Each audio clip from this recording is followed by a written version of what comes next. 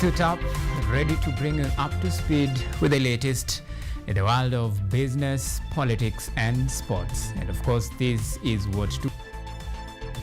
This is Kutv Primetime News with Auma Evans.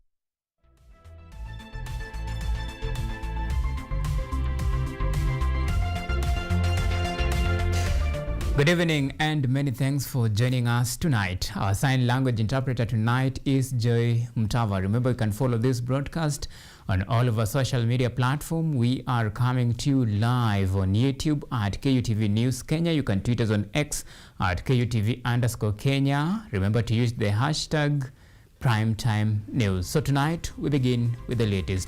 Now, the government is moving to implement a landmark compensation program for victims of human rights abuses.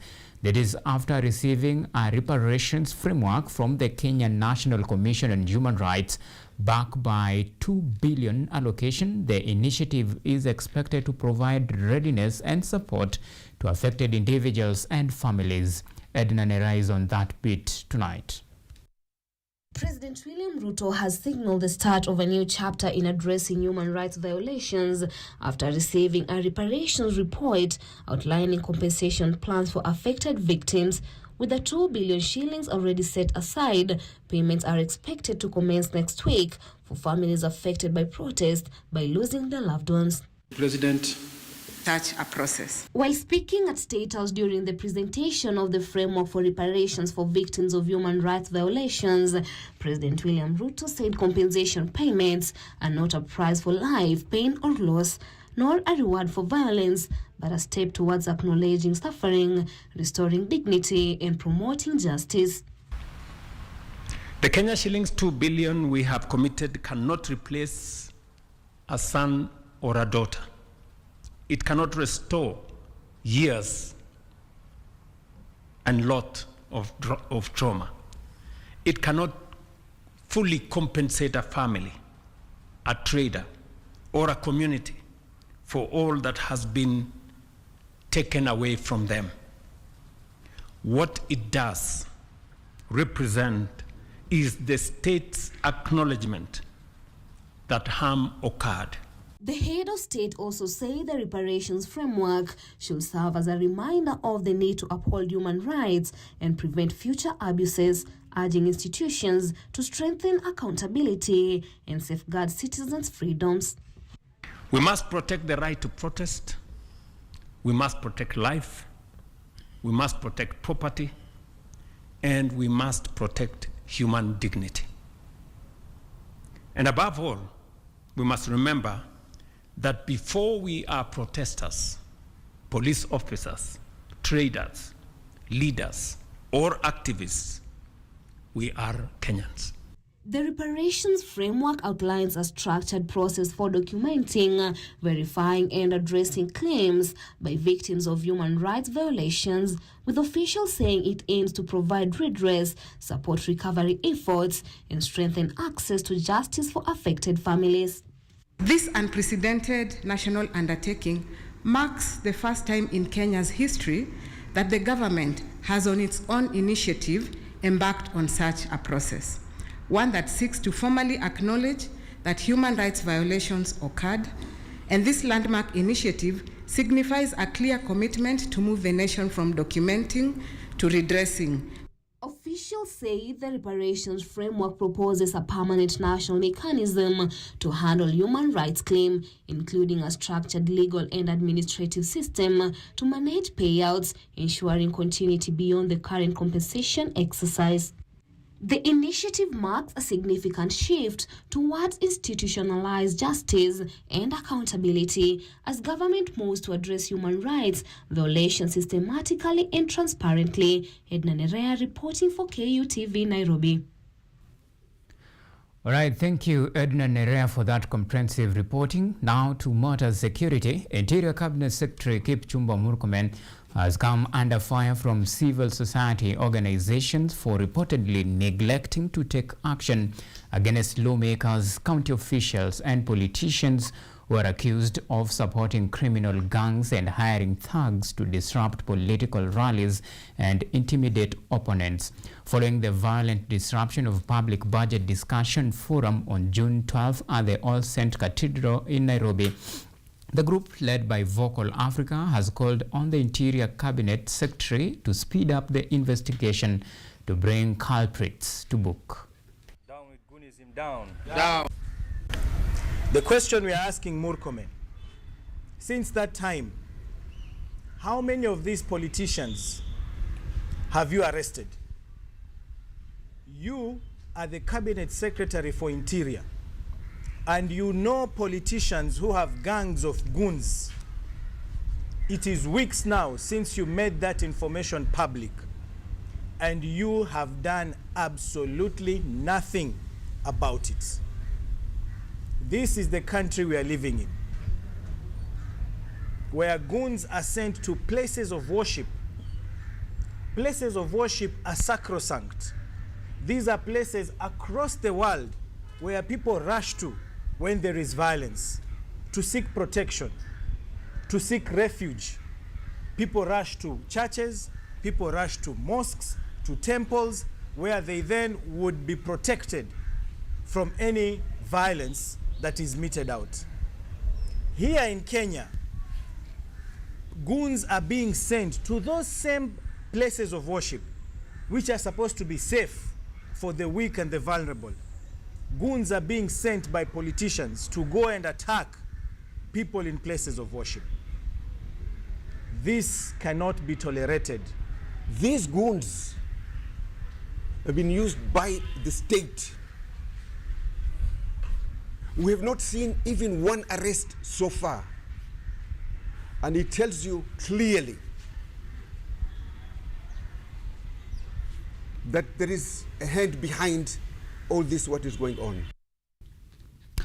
Right now, former Deputy President Rigathi Gachagua has begun a 45-day political retreat at his Wamunyoro residence in Nyeri County.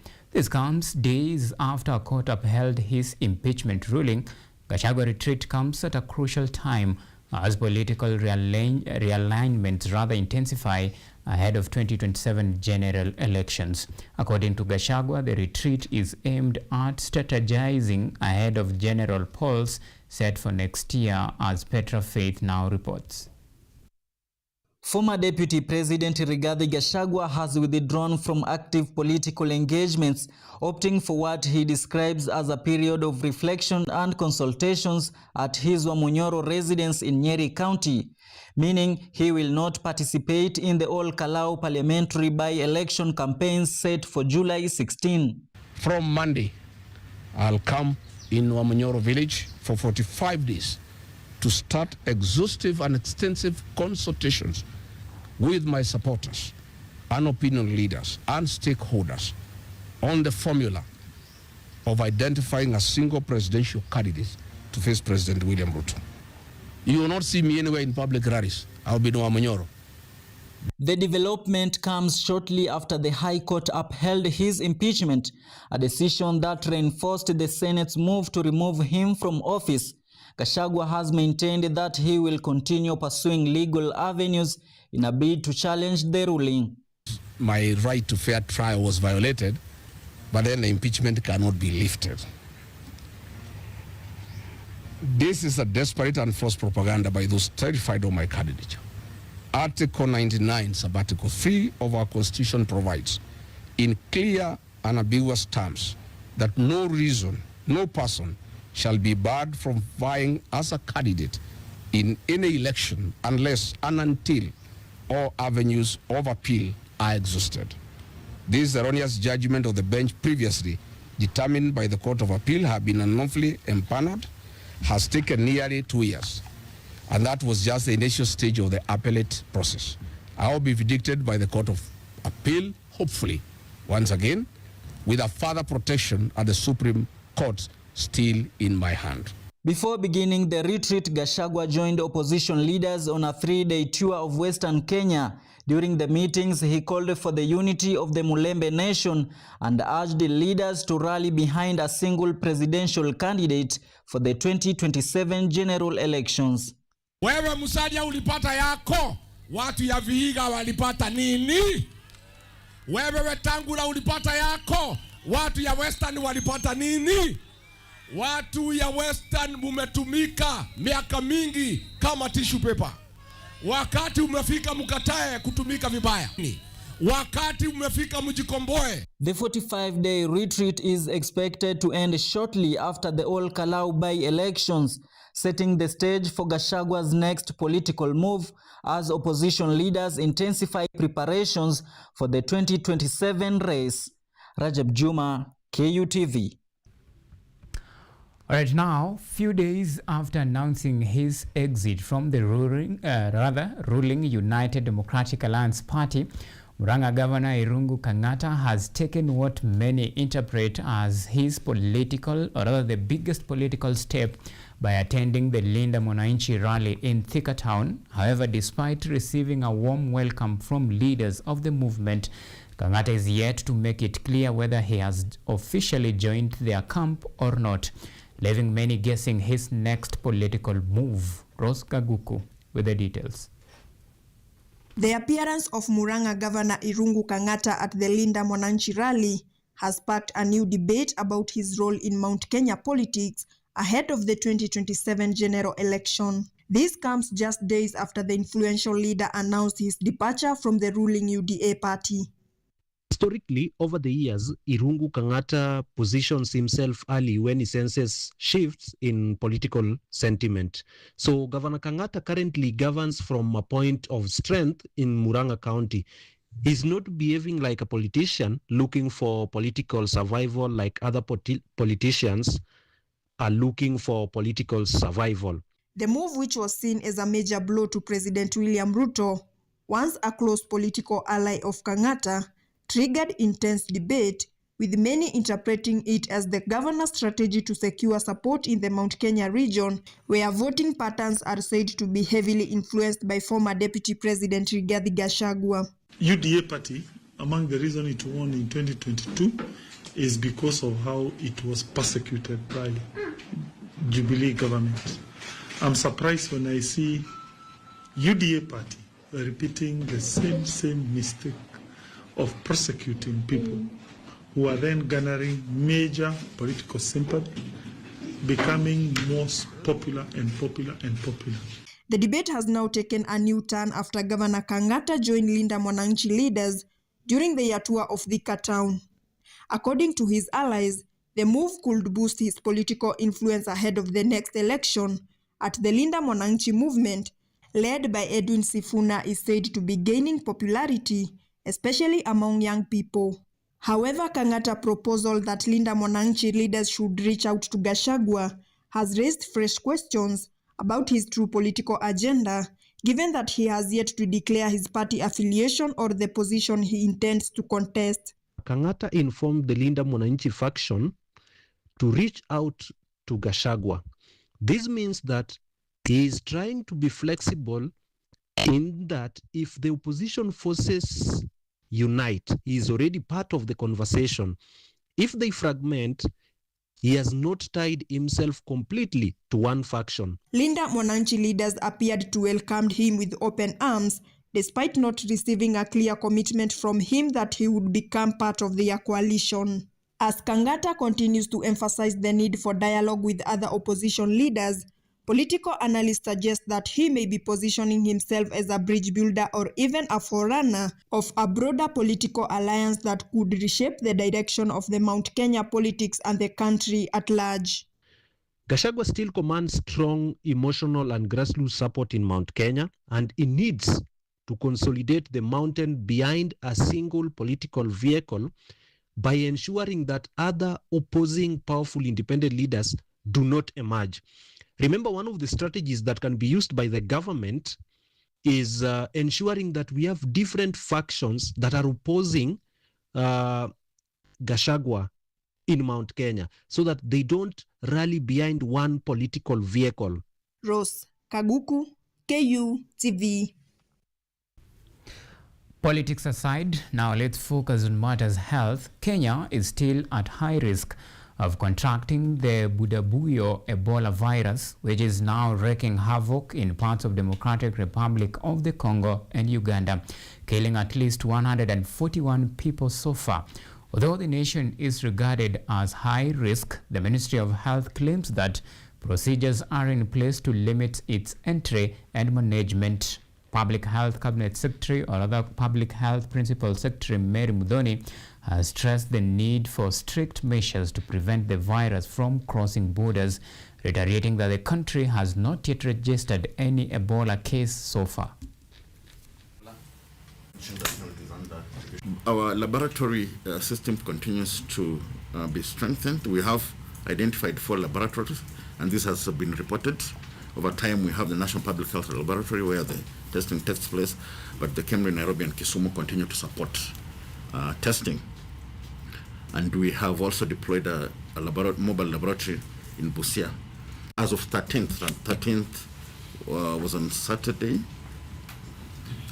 We had in DRC 689 confirmed cases. And the deaths among the confirmed cases were 139. The case fatality being 20%. The healthcare workers that have been infected in DRC, the number now stands at 19. For Uganda, total confirmed cases 19. Deaths amongst the confirmed cases 2. Then case fatality rate 10.5. And health worker infection at 3. And we must ensure that the mapped up surge staff are ready for immediate deployment to continue to support the in-person trainings in the high-risk counties like Busia, Turkana, Trans Nzoia, and many other places, including Nairobi and Mombasa. Right, now, Kisii University Deputy Vice Chancellor, Professor Nathan Ogechi, has called for increased funding for research and innovation to address emerging global health challenges. Speaking at the 3rd International Multidisciplinary Conference, Nathan noted that emerging and mutating diseases such as Ebola require significant investment in research. He emphasized the need for collaboration between research institutions and universities, as well as investment in laboratory equipment and research and infrastructure, commending the government for establishing a state department for research and engaging various global stakeholders. If we work collaboratively and in a partnering manner, it is possible to get our partners within the country, across universities, and even outside. That does not mean that there are no challenges, particularly when you are dealing with the equipment for research, especially in the natural sciences, where you need labs, where you need serious reagents. If you don't have good labs, it is possible to do research and come up with findings that are not doing well. Right now, 21 minutes past 9 o'clock, time to take a very fast break here on KUTV Primetime News. Remember, still have much and more lined up for you after the break.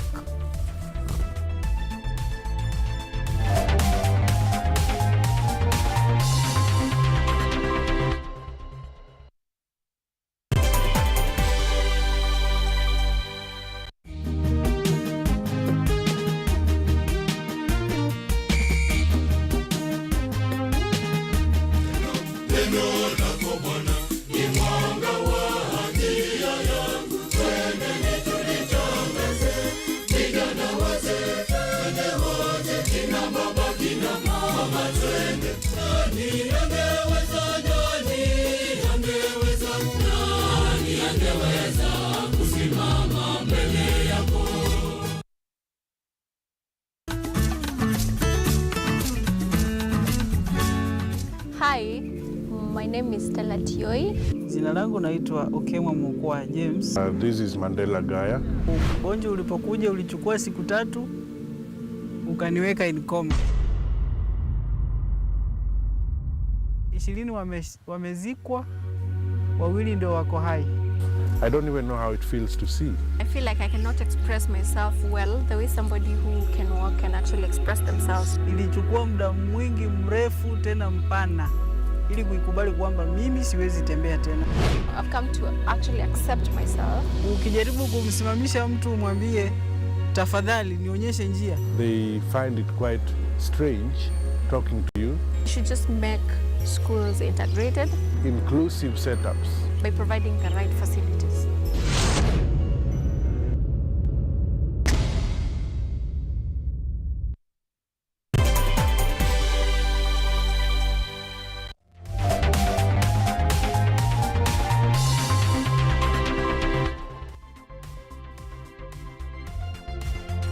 Watching KUTV Primetime News with Auma Evans.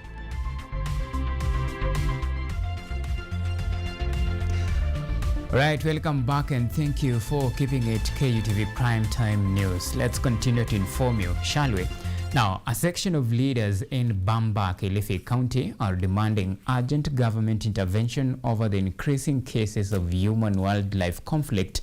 And as Yvonne Shawashiri reports, residents have reached breaking points after years of elephant invasions, calling on Kenya Wildlife Service to construct boundaries to stop the human-wildlife conflicts. Frustration is growing among residents of Bama, Kilifi County as elephants continue to stray into farms and homesteads, destroying crops, properties, and in some cases claiming human lives. The problem, which locals say has persisted for years, has left many families counting losses, living in fear as they struggle to protect their farms and livelihoods.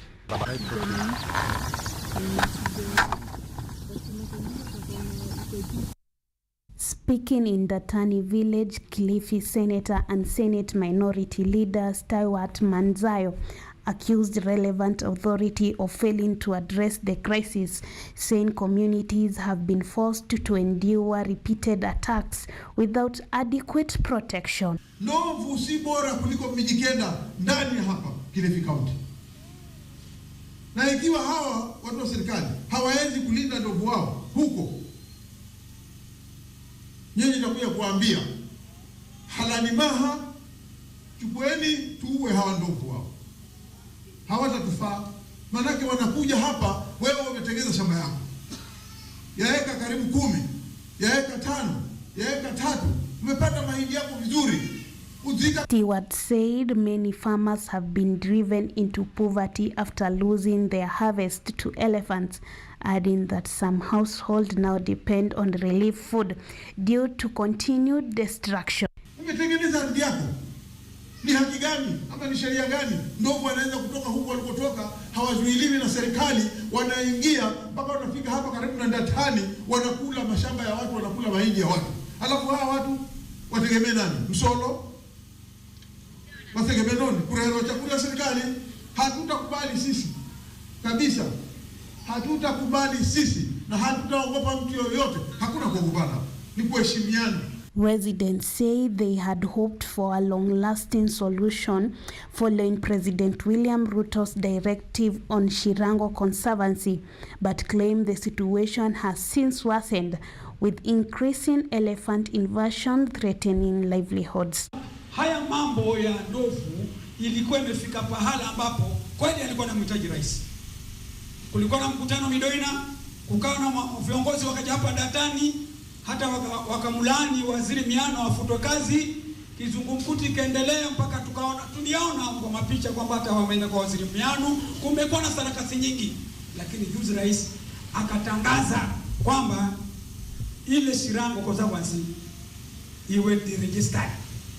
The government says it's working with the Kenya Wildlife Service to address the human-wildlife conflict in Bama by establishing a response team, while residents, however, want faster action, including protection of farms, compensation for losses, and a permanent solution to the elephant invasion. Yvonne Shirisha, KUTV.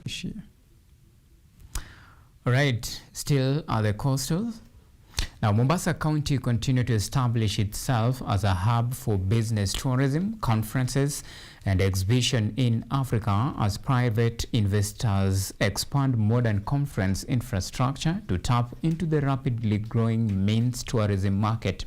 This comes as the city prepares to host the 11th Ocean Conference, the first to be held on African soil. Listen in. Hotels and other tourism establishments in Mombasa are expanding their services by building conference facility and improving business infrastructure to attract international and regional conference delegates. To give us his remarks and then continue from there. Please let's give a round of the county executive committee member responsible for. Please join me in welcoming the director of that has conference room, accommodation and restaurant. For taking time this evening. Mohamed Osman, the Mombasa County Executive Committee member for Tourism, Culture and Trade, has urged more investors to venture into the maize sector, saying it holds greater potential for economic growth in the county. Shukran sana kwa jina, naitwa Mohamed Osman. Mimi ndo waziri wa Trade, Tourism and Culture Mombasa County. Tarakimu zaonyesha ya kwamba 2027 Kenya tuna azimio ya kwamba tutapata watalii karibu milioni 5. Na katika milioni 5 only 10% ambao wataweza kufika hapa Mombasa. Kwa hivyo tunajumia kwamba 500,000 visitors, international visitors wataweza kufika. Ni target ambayo tumepata, lakini mahoteli kama hizi zikifunguliwa hapa ni ishara ya kwamba sisi kama Mombasa tuko tayari kupokea wageni. Ni ishara ya kwamba wawekezaji pia wamebuild ile confidence na Mombasa, and that's why wanaweza kuinvest pale kama hapa. Stakeholders in the tourism industry believe that conference tourism is a key growth area because conference delegates spend more on accommodation, transport, and other services than leisure tourists. According to Premium Inn General Manager Lev Umbuga, the investment was driven by increasing demand for conference facility for cooperating organization and institutional holding events in Mombasa. My name is Levin Subuga, General Manager, Premium Inn. I think this facility is strategically placed to be able to take care of the people who are coming from the SGR, people who are coming from the airport, and people who are on transit. Maybe if you're a tourist going to Tsavo, you're going to Diani, you're going to Kilifi, this can be a place where you can stop maybe for lunch, for tea, for a break, before you can embark on your journey. Capacity of 120. And we've started with 3 conference facilities with a total capacity of 220. That notwithstanding, we are moving to the next phase. Our next phase is building rooms. The development comes as Kenya seeks to position itself strongly in the global business and conference tourism market as a way of driving economic growth. Fatma Munyamisi, KUTV. Now, from Mombasa County to Kiambu. Elderly people in Kiambu County have expressed concerns over the growing number of abuse, neglect, and social isolation instances, claiming that many are suffering in silence while adjusting to the challenging socio-economic challenges.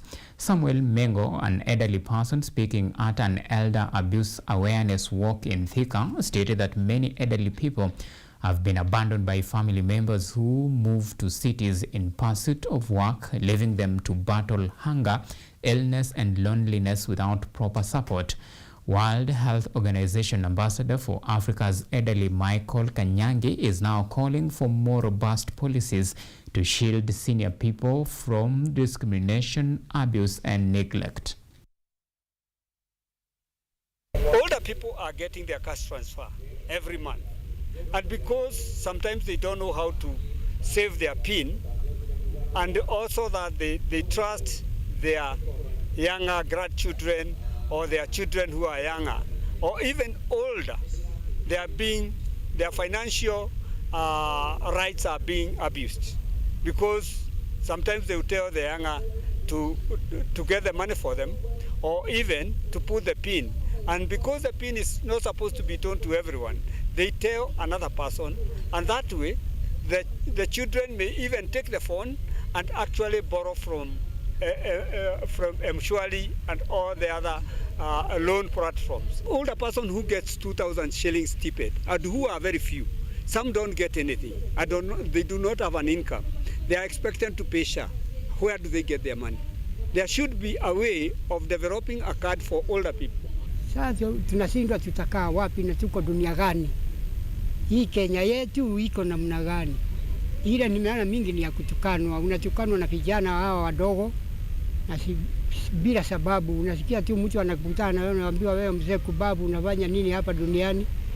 Haya, umelima, umepanda avocado, umepanda avocado na kandania na kahawa tuko naye, lakini huwezi lia hiyo kitu, huwezi kula.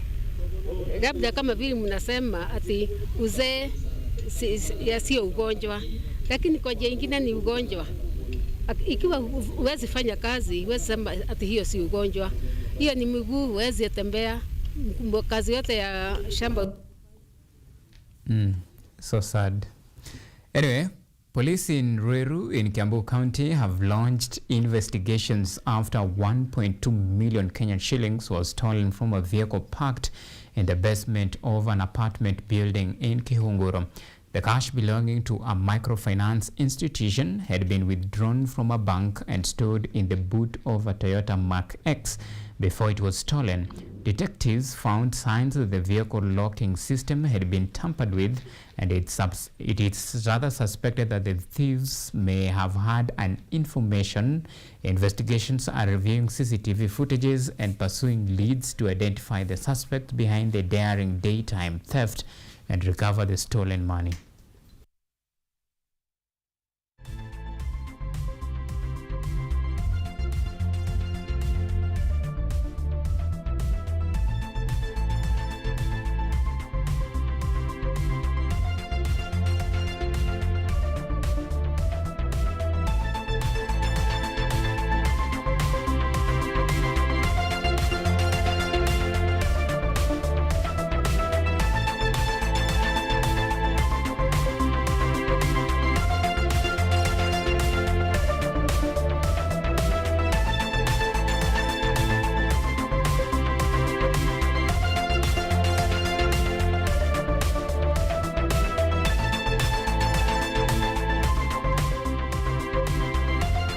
Alright, now let's take another short break. We'll be back with Sporting News.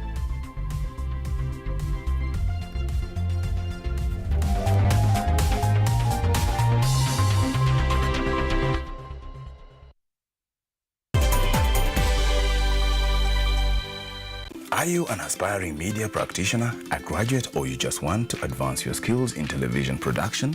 Then welcome to Kenyatta University, where education meets innovation.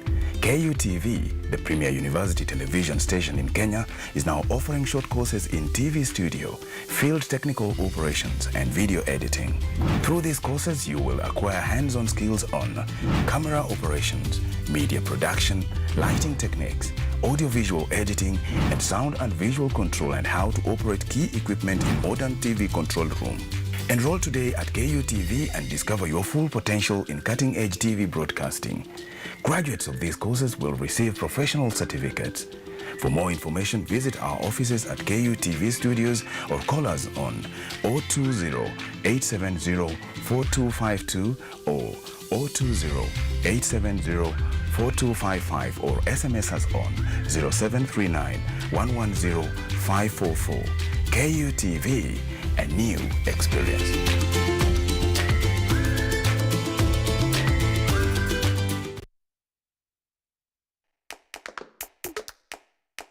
Baada ya kutafuta kazi, tunaweza kuanzisha miradi yetu ambayo ingetusaidia kubadilisha maisha ya wazazi wetu. Kwa vijana wenzangu, wengi wale hawana kazi, lakini ikiwa sisi wenyewe tutajiamini, tunaweza kujiajiri wenyewe. Afrika kwa kweli tuna mahitaji ambayo ukiyasuluhisha unaweza kuathiri watu kwenye bara hili. Bila woga,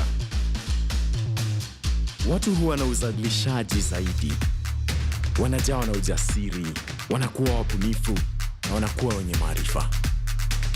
Niliamua kuacha kazi. Hata kama sitafanikiwa, nitakuwa nimejaribu, nitakuwa najua haiwezekani.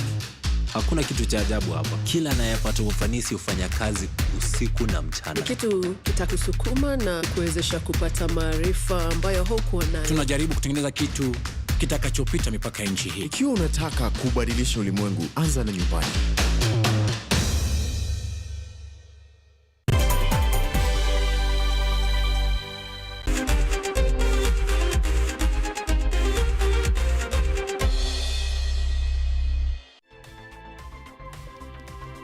All right, time for the latest update in the world of sports. Now, young people in Malindi sub-county, that is in Kilifi County, have begun to embrace boxing as a sport. The youth are now pleading with the county and the national government to provide infrastructure that will promote the sports and turn it into an engaging activity for young people. The Kenya Boxing Federation and other stakeholders have already started a monthly competition with the goal of promoting boxing in the region, attracting as many young people as possible and keeping them away from drug use and criminal activity. Vijana wengi wamekuwa na changamoto sana. So kuna rafiki yangu ambaye tumekuwa tunatrenisha sote, anaitwa Kelvin Toya, pia tumekuja pamoja tukakaa tukasema kuna changamoto vijana wetu ambao wako mitaani, vijana wanaitwa mawoza. Tukasema basi mbona tusiwalete pamoja, na ni nchi gani ambayo tutawaleta pamoja. So tukasema lazima tuhamasishe vijana wavae gloves, waingie ulingoni, wapigane, wajitafutie maisha, kwa sababu boxing sasa imekuwa ni ajira. Mimi vision yangu ni kuchange vijana wabadilike na uache ile kwa mtu akiongea anasema vijana wamefanya hili, kila baya atakalokuja ni vijana. Na boxing sana sana ina nini sana kwa discipline, kwa mambo ya discipline. So nafikiri we still have a mountain to do about boxing kwa Kilifi County. Nafikiri county government na serikali, haswa serikali kuu, inafaa ifikirie kitu kuhusu boxing. In fact kuna motion Edwin Sifuna alitable kwa parliament kuhusu county government. Zile nini devolution sports ikuwe devolve kwa county, zile funds zikuwe specifically kwa sports. So tunangojea kama itaona the light of the day, nafikiri itakuwa ni mwamko mpya. Na tuko na vipaji na kuna vijana kuna moral sana, na vijana wengi huku utasikia kuna cases za wizi, maoza, ni venye kwa idol. Lakini through boxing I believe vijana watajitoa huko katika Auma. Now to matters football. Now Arsenal forward Victor Gyökeres inspired Sweden to cruise to a 5-1 victory over Tunisia in the ongoing 2026 World Cup match in Group F to open their World Cup campaign on a strong footing. Elsewhere, Ivory Coast edged Ecuador 1-0 thanks to Auma Diallo late strike. The tournament continues tonight in Group H with Belgium set to face off Egypt at 11 p.m. East African time.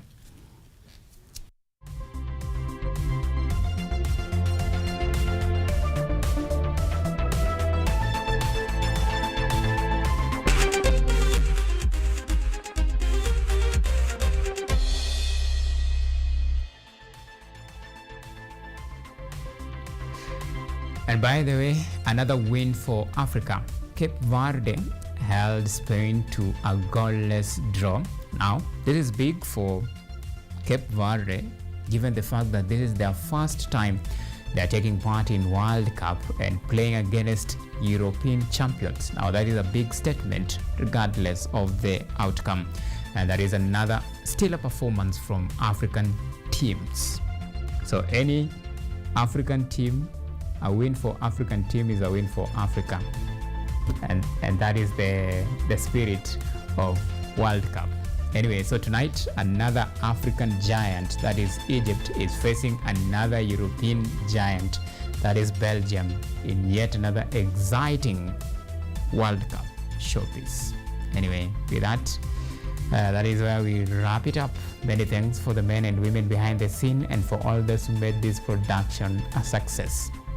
Joy Mtava has been our sign language interpreter tonight. Until next time, do have a lovely night, and as always, God bless Kenya.